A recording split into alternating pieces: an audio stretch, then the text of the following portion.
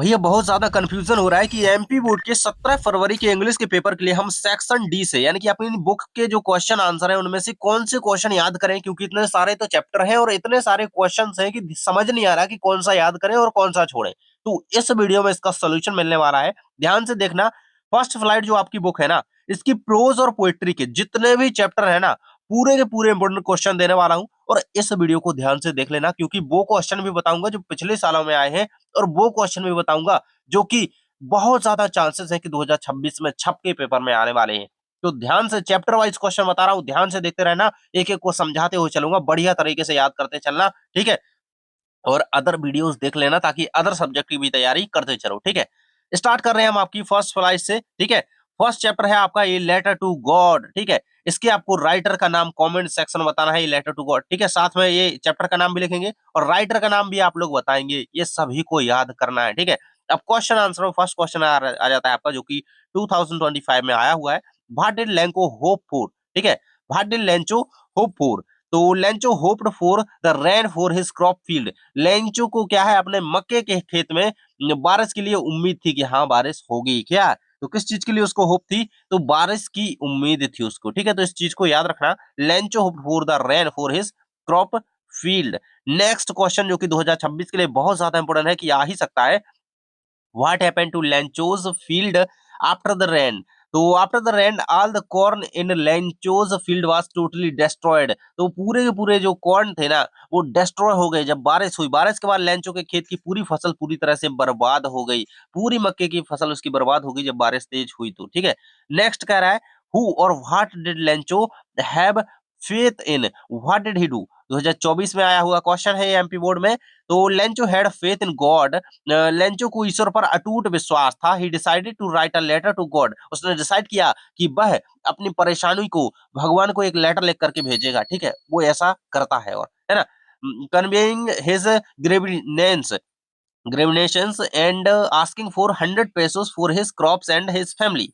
सो उसने अपनी परेशानी बताने और अपनी फसल व परिवार के लिए 100 पैसे मांगने के लिए भगवान को पत्र लिखने का निश्चय किया। इस चीज को जरूर से याद रखना कि कितना उसने मांगा था, ठीक है। तो उसने 100 पैसोस मांगते हुए लेटर लिखा था, लेकिन उसको मिले कितने थे ये हम देखते हैं, ठीक है।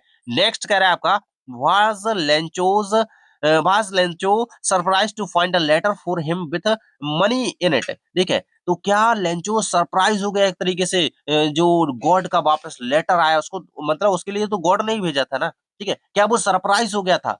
नहीं। क्या, no, Lencho was not at all surprise to see the letter from God. वो सरप्राइज नहीं हुआ, क्योंकि क्योंकि वो his confidence and faith in God were such that he had expected the reply. क्योंकि उसको विश्वास था, उसको उम्मीद थी एंड उसका भगवान में विश्वास था कि भगवान उसको जरूर से क्या करेंगे, एक तरीके से ईश्वर उसको क्या करेंगे, उसको जवाब देंगे, है ना। उसको जवाब की पूरी उम्मीद थी, इसलिए वो सरप्राइज्ड नहीं हुआ, ठीक है।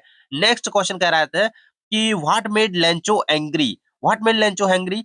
सो Lencho was angry when he found the that the money in the envelope was less than what he had asked. मतलब देखो, उसने कितनी मनी जो है मांगी थी, 100 पैसों की उसने मांग की थी, ठीक है। जबकि उसको 70 पैसों ही मिले, ठीक है। तो लिफाफे में उम्मीद से कम पैसे मिलने पर लेंचो नाराज हो गया। उसने 100 मांगे थे, लेकिन उसे सिर्फ 70 पैसों ही मिली, ठीक है। तो यही यहाँ पे क्या हुआ, इसीलिए वो एंग्री हो गया, ठीक है, क्योंकि उसने जो एक्सपेक्ट करे थे ना, तो उससे उसको कम मिला, ठीक है। नेक्स्ट क्वेश्चन कह रहा है कि who read the letter, what did the postmaster do then. The postmaster read the letter. He first laughed, but then became serious. He was deeply moved by Lencho's faith in God and decided to collect money from his friends and colleagues to help him. ठीक है। सो postmaster ने जब letter पढ़ा, पहले तो मैं हंसा एकदम से, क्या आदमी है यार, ये क्या कर रहा है, भगवान के लिए लेटर लिख रहा है, ईश्वर के लिए लेटर लिख रहा है। फिर गंभीर हो गया एकदम से, ठीक है। वह लेंचो की आस्था से प्रभावित हुआ और उसकी मदद के लिए पैसे इकट्ठे करने का फैसला किया, जिसमें उसने अपने फ्रेंड से, कलीग से, सबसे हेल्प मांगी कि कहीं ना कहीं मैं इसकी हेल्प कर सकूं, ठीक है। नेक्स्ट क्वेश्चन है, why does the postmaster send money to Lencho, why does he sign the letter God. 2024 में आया हुआ क्वेश्चन है। The postmaster was moved by Lencho's faith, he did not want to shake Lencho's faith in God, so he signed the letter as God to convey the God himself he had send the money. Post master Lencho का विश्वास नहीं तोड़ना चाहता था, ठीक है। Post master ने जब लेटर देखा तो वह गॉड में जो लेंचो का विश्वास था उसे नहीं तोड़ना चाहता था, है ना। इसलिए उसने गॉड के नाम से हस्ताक्षर किए ताकि लेंचो को लगे कि पैसे भगवान नहीं भेजे हैं, ठीक है। नेक्स्ट क्वेश्चन और लास्ट क्वेश्चन है लगभग इस चैप्टर का। हाँ, तो कह रहा है कि where was Lencho's house situated. तो Lencho's house was situated on the top of a low hill. Lencho का घर एक निचली पहाड़ी की चोटी पर स्थित था, ठीक है। तो हिल पे यानी कि लो हिल निचली सतही यानी निचली पहाड़ी पर की चोटी पर, ठीक है। तो ये याद रखना बहुत इंपॉर्टेंट है। नेक्स्ट आपकी पोयम है डस्ट ऑफ स्नो, ठीक है। What is the dust of snow? Dust of snow means the fine particles or flakes of snow. बर्फ के धूल जैसे छोटे छोटे कण, ठीक है। डस्ट आप समझ गए होंगे, ठीक है। स्नो यानी बर्फ, ठीक है। नेक्स्ट क्वेश्चन जो कि 2000 एमपी बोर्ड में 2026 में आ सकता है, बहुत ज्यादा इंपॉर्टेंट है। What does the poet says has changed his mood? How has the poet's mood changed? तो the sudden soar in the from of the of dust of snow changed the poet's mood. The poet's mood changed from sad to happy. He felt refreshed. बर्फ की धूल गिरने से कवि का mood उदास हो गया, है ना। Sudden soar in the from of the dust of snow, ठीक है। जब डस्ट ऑफ स्नो मतलब बर्फ की धूल गिरी तो changed the poet's mood. Poet का मूड क्या हो गया? उदास हो गया, चेंज हो गया, खुशहाल हो गया, उदास से खुशहाल हो गया और वह तरोताजा महसूस करने लगा। तो ये यहाँ पे कहा गया है। नेक्स्ट है आपका how does Frost, Robert Frost की बात करी जा रही है। Frost present nature in this poem, ठीक है। Nature in this poem Frost presents nature in very different manner. Usually poets take words like parrots और peacocks but Frost choose a crow and a hemlock tree, ठीक है। But जो first ने किसको choose किया? Crow को, ठीक है, कौए को। उसमें उन्होंने क्या किया? कौए और धतूरे के जो पेड़ है उसका उपयोग करते हुए उदाहरण देते हुए समझाया है। जबकि अन्य जो क्या करते हैं, अन्य जो पोएट्स होते हैं वो सुंदर पक्षियों का वर्णन करते हैं, जबकि इन्होंने क्या किया? फर्स्ट ने कौए और धतूरे के पेड़ जैसे प्रतीकों का उपयोग किया, ठीक है। ये याद रखना। नेक्स्ट है what do the crow and hemlock tree represent Joy और sorrow? The crow and hemlock tree represent sorrow and depression. The dust of snow represent joy and energy. कौआ और धतूरे का पेड़ दुख के प्रतीक है ना। The crow and hemlock tree represent सोरो, दुख के प्रतीक है, जबकि बर्फ के कण खुशी और ऊर्जा का प्रतीक है। And depression, the dust of snow represent Joy and energy, ठीक है। The dust of snow represent Joy and energy, तो क्या ऊर्जा और खुशी के प्रतीक है डस्ट ऑफ स्नो, ठीक है, बर्फ के धूल के कण, ठीक है। नेक्स्ट क्वेश्चन आ जाता है what is the message for us in our hectic life with reference to the poem dust of snow. ऐसा क्वेश्चन बहुत इंपॉर्टेंट होता है, इसको बिल्कुल से स्टार लगा लो। The message is that nature is the healer for our wounded soul. It gives us positive thoughts and keep our spirit up. संदेश यह है इस पोयम का जो मैसेज है, ठीक है। The message is that nature is the healer. यह प्रकृति हमारी घायल आत्मा के लिए मरहम का काम करती है, हीलर की तरह काम करती है और हमें सकारात्मक सोच देती है। ये it gives us positive thoughts and keep up spirit up, ठीक है। तो ये याद रखना। नेक्स्ट पोयम आपकी है fire and ice. Fire and ice, ठीक है। Fire and ice Robert Frost द्वारा रचित है भैया। 2024 में एक क्वेश्चन आया, कह रहा है what do desire and hate stand for the poem fire and ice? What does Robert Frost says about how the world will end? ये बहुत ज्यादा इंपॉर्टेंट क्वेश्चन है। और देखो Robert Frost says the world will end either by fire desire और by ice. He conclude that our own desires and hated are enough to destroy the world. कवि के अनुसार दुनिया का अंत या तो आग यानी इच्छाओं से होगा या सिर्फ यानी नफरत से होगा। तो कवि ने दो चीजें बताई हैं केवल दुनिया के अंत के लिए। या तो दुनिया आग यानी कि इच्छाओं से खत्म हो जाएगी, क्योंकि मानव की इच्छाएं इतनी ज्यादा होती जा रही हैं कि वो जो नेचुरल रिसोर्सेज हैं उनको खत्म करते जा रहा है। और बर्फ यानी कि नफरत से होगा, ठीक है। तो ये दो चीजें बताई हैं, ठीक है। तो ये याद रखना। आइस का मीन यहाँ पे हिटेड है, ठीक है, नफरत है। एंड फायर का यहाँ पे मीन क्या है? डिजायर है, इच्छाएं। नेक्स्ट क्वेश्चन कह रहा है what is the central idea of the poem fire and ice? Very very most important question, इसको स्टार लगा लेना। एंड कह रहा है कि the poem revolves around the theme that human emotions like desire and hated, नफरत और इच्छाओं की विनाशकारी किस प्रकार से होती हैं, ये इसमें यहाँ पे एक तरीके से बताया गया है। यही इस चैप्टर की क्या है? थीम है। इस चीज को याद रखना, ठीक है। Desired hated are destructive when allowed to run out of control. ठीक है, तो यह कविता क्या है, इस विचार पर आधारित है कि अनियंत्रित इच्छाएं जो होती हैं, डिजायर्स होती हैं, हेटेड विनाशकारी होती हैं। तो ये यहाँ पे इसका मोरल ऑफ द स्टोरी कह सकते हैं इसको। नेक्स्ट क्वेश्चन कह रहा है, in the references of the poem fire and ice how will the world end. ये सभी क्वेश्चन बहुत इंपॉर्टेंट है। In the reference poem the world would come to end with the growing desire, a greed and intolerance for mankind which would bring disharmony among mankind। so ये बहुत important है, इसको ready कर लेना है। Next question आपका आ जाता है नेक्स्ट चैप्टर के साथ, Nelson Mandela long walk to freedom. इसको बिल्कुल से रेडी करना है, प्रोज से आपका। सो की डेट्स जो इस चैप्टर से याद रखनी है आपको, 10 मई 1994, ठीक है, South Africa become independent from white rule. ठीक है, तो ये बहुत इंपॉर्टेंट चीज है। South Africa when South Africa become independent, so 10 मई 1994, ये याद रखना है इससे। ठीक है, अब इसके क्वेश्चन आंसर कुछ देख लेते हैं। फर्स्ट कह रहा है 2026 के लिए बहुत इंपॉर्टेंट है ये, ठीक है। Why were two national anthems sung?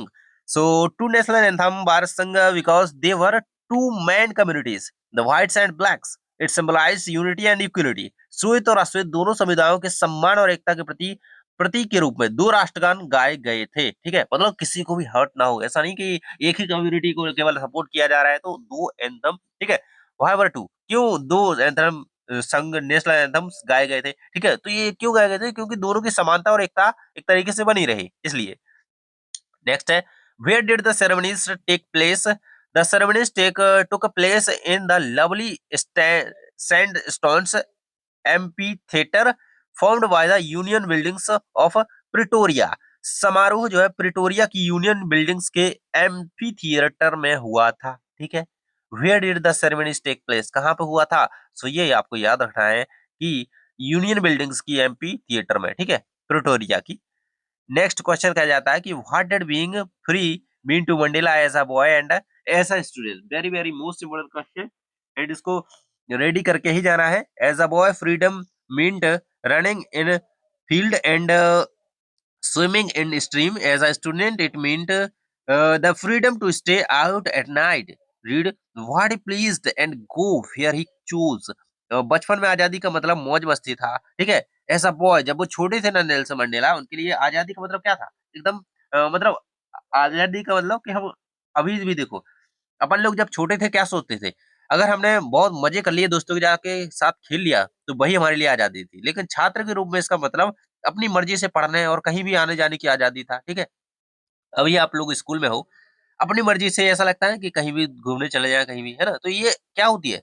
तो यही इनके अंदर भी था कि हाँ, ये मेरे लिए एज अ बॉय मेरे लिए क्या था, मतलब बीइंग फ्री, आजादी की थी क्या थी उनके लिए, और एज अ स्टूडेंट उनके लिए आजादी क्या थी। तो ये दोनों चीजों को बताया गया है उसमें। नेक्स्ट है, what ideals does Mandela set for the future of South Africa. Very very most important है, he sets in ideals of liberating people from poverty, deprivation, suffering and gender discrimination. उन्होंने लोगों की गरीबी, पीड़ा और भेदभाव से मुक्त करने का आदर्श रखा। तो ये चीज बहुत इंपॉर्टेंट तौर पर याद रख के रखनी है। ठीक है, नेक्स्ट हम बढ़ते हैं आपके अगले और दो क्वेश्चन इस चैप्टर से दिए गए हैं। How did Mandela's hunger for freedom change his life. So ये आंसर आपको याद कर लेना है इसका। नेक्स्ट क्वेश्चन हाफ ईयरली में आया था आपका इस बार 2025 में। What does Mandela thank the international leaders for? So he thanks them for coming to take position with the people of South Africa and for justice, peace and human dignity। इसको याद कर लेना। नेक्स्ट चैप्टर आपका आ जाता है two stories about flying, his first flight and black aeroplane. ठीक है, ये टू स्टोरीज इनसे क्वेश्चन है इस चैप्टर में। ठीक है, ये 2022 में आया क्वेश्चन है। Why was the young seagull separate to fly. So जो नन्हा सीगल था जोड़ा, वो डरने से, उड़ने से क्यों डर रहा था। The young seagull was afraid because he thought his wings would not support him. वो डर रहा था क्योंकि उसे लगा कि उसके पंख उसका साथ नहीं देंगे। ठीक है, नॉट सपोर्ट हिम, ये याद रखना। नेक्स्ट है, what happened when the young seagull divide dived at the fish picked up by his mother। so ये इसका आंसर दिया गया है। when the seagull dived at the fish he fell outwards and down words into space with a loud scream। A monster terror seized him and his heart still stood still। तो इसको ready आप लोगों को कर लेना है। And next question आपका दिया गया है, व्हाट डज द नरेटर्स, ये उतना इंपॉर्टेंट है नहीं वैसे, लेकिन हाँ ये सारे करना है जितने इसमें बताए हैं, ठीक है। नेक्स्ट चैप्टर आपका आ जाता है यहाँ पे chapter 4 from the diary of Anne Frank, very very most important chapter, इससे क्वेश्चन बनना तय है, ठीक है। What does Anne want to keep a diary, तो Anne had no true friends with whom she could share her personal things, ठीक है, क्योंकि उसके पास कोई ऐसा सच्चा दोस्त नहीं था जिससे वह अपनी बातें क्या करे शेयर कर सके, पर्सनल थिंग्स जो अपनी बातें हैं उसे बता सके, ठीक है। इसलिए उसने क्या किया, डायरी लिखने का सोचा, ठीक है। So so she decided to maintain a diary, so उसने डायरी लिखने के लिए सोचा, ठीक है। नेक्स्ट है why does Anne think she could confide more in her diary than in a people, most important है 2026 के लिए। She felt that a paper has more patience than pupil. She don't have a friend who would listen to her with patience. So उसे लगा कि कागज में लोगों से ज्यादा धैर्य होता है और वह बिना किसी निर्णय के उसकी बातें सुन सकता है, ठीक है। ये आंसर याद रखना। नेक्स्ट क्वेश्चन आपका आ जाता है how does N justify her being a chatterbox in her essay? So firstly she said chatting in quality of a student. Secondly, she said that she has inherited this habit of speaking too much from her mother. So ये आपको दोनों यहाँ पे याद रखनी है ये things. Next question आपका आ जाता है ग्लिम्पसेस ऑफ इंडिया, ठीक है। नेक्स्ट चैप्टर आपका है ग्लिम्पसेस ऑफ इंडिया। इसमें क्या है, तीन पार्ट है, a baker from Goa, Coorg and tea from Assam. बहुत कम क्वेश्चन आते हैं इससे, बेकर फ्रॉम गोवा से ही बन सकता है वैसे तो, ठीक है। सो पहला क्वेश्चन है what did the baker bear so in the Portuguese day, Portuguese day and when the author was young. So ये क्वेश्चन इसमें पूछे गए हैं दो, एंड आंसर ये रहेगा they wear the long dress called kabai, it was a single piece long from reaching down to the knees. So ये आपको याद रखना है, उनकी ड्रेस कुछ इस प्रकार से थी जिसको कवई कहा जाता था, एंड वो इतनी थी कि जो जो नीज है घुटनों तक आ जाती थी, ठीक है। They wore T shirt and trousers, their trousers used to be knee length, ठीक है। नी लेंथ तक उनके क्या होते थे, जो घुटनों की लंबाई तक उनके ट्राउजर्स हुआ करते थे। नेक्स्ट है who invites the comment he is dressed like a pader, why. So इसको आपको रेडी कर लेना है। एंड नेक्स्ट कूर्ग से एक ही क्वेश्चन बताया है मैंने, 2025 में एक ही क्वेश्चन से आया, वेयर इज कूर्ग, ठीक है। Coorg is the smallest district of Karnataka and is located between Mysore and the coastal town of Mangalore, Mangalore, ठीक है। तो इसको याद कर लेना, कुर्ग क्या है, स्मॉलेस्ट एक छोटा सा डिस्ट्रिक्ट है कर्नाटका का, जो कि मैसूर और कोस्टल टाउन मंगलूर के कह सकते हैं बीच में स्थित है, ठीक है। नेक्स्ट है टी फ्रॉम आसाम, जो कि इसी के अंतर्गत है, ग्लिम्पसेस ऑफ इंडिया के अंतर्गत, ठीक है। सो इससे क्वेश्चन आपको रेडी करना है। इसमें बेसिकली बताया क्या गया है, इसमें राजवीर और प्रांजल की चाय की बागानों की यात्रा, ठीक है। राजवीर क्या होता है, उत्साहित था, ठीक है। इस चैप्टर का एकदम से कह लो कि समरी सी कह लो बताई गई है कि इसमें बताया क्या गया है, ठीक है। तो चाय की बागानों की यात्रा, ये दो लोग हैं इनके बीच का, ठीक है। तो ये बताया गया है। Why was Rajvir excited to see the tea garden, ठीक है। वो एक्साइटेड क्यों था राजवीर सी टी गार्डन को देखने के लिए। Rajveer was excited to see the tea garden because he had never seen such a beautiful scenery before as he lived in the city, ठीक है, क्योंकि इससे पहले उसने ऐसी ये सब ब्यूटीफुल सीन नहीं देखा था, ठीक है। नेक्स्ट है चैप्टर कह रहा है कि the sermon of at Benares, so इसको रेडी करना ही है। What did Kisa Gotami do when her son died, so when her son died Kisa Gotami भी went from house to house asking for medicine that would cure and a child and bring bring him back to life. जब उसके बेटे की मृत्यु हो गई किसा गौतमी की, तो किसा गौतमी घर घर जाकर ऐसी दवा मांगने लगी जो उसके बच्चे को ठीक कर दे, ठीक है, और उसे फिर से जीवित कर दे, ठीक है। तो ये एक तरीके से करने लगी। What did the Buddha ask Kisa Gautami to do? The Buddha asked her to bring a handful of mustard seeds from a house where no one had ever lost a loved one, child, husband, parent, or friend. Buddha ने उससे ऐसे घर के एक मुट्ठी सरसों के बीज लाने के लिए कहा जहां कभी किसी प्रियजन जैसे बच्चा, पति, माता पिता की मृत्यु ना हुई हो, ठीक है। तो जब वो मांगने गई, जाने लगी, तो बुद्ध ने भी उसको ऐसा सजेशन दिया कि जाओ ऐसे घर से लेकर के आओ कि जहां पे कभी भी किसी की मृत्यु ना हुई, किसी अपने की मृत्यु ना हुई हो, ठीक है। तो ऐसा तो कोई घर मिलेगा नहीं उसे, ऐसा, ठीक है। नेक्स्ट है आपका What did she understand the second time? She understand that that is common to all and she was being selfish in her grief. ठीक है, बाद में वो समझ गई कि दैट्स जो है कॉमन चीज है। ठीक है, नेक्स्ट यहाँ से आपकी फुटप्रिंट विदाउट फीट के क्वेश्चन आ जाते हैं जो कि हम नेक्स्ट वीडियो में कंप्लीट करेंगे। सो सब्सक्राइब करके रखना है। एंड इसके देखो सेंट्रल आइडिया वगैरह जो जो भी है सारे कुछ दिए गए हैं। तो इसको हम करेंगे अगले वीडियो में कंप्लीट, क्योंकि वीडियो काफी लंबा हो चुका है। इनको रेडी करो और जाओ अदर सब्जेक्ट के ऑब्जेक्टिव्स इंपोर्टेंट क्वेश्चन वगैरह जाओ देख लो। प्ले लिस्ट बन चुकी है, वहां पर भी जाकर के देख सकते हो, अदरवाइज आप देख ही सकते हो। ठीक है, मिलते हैं next video. Thanks for watching.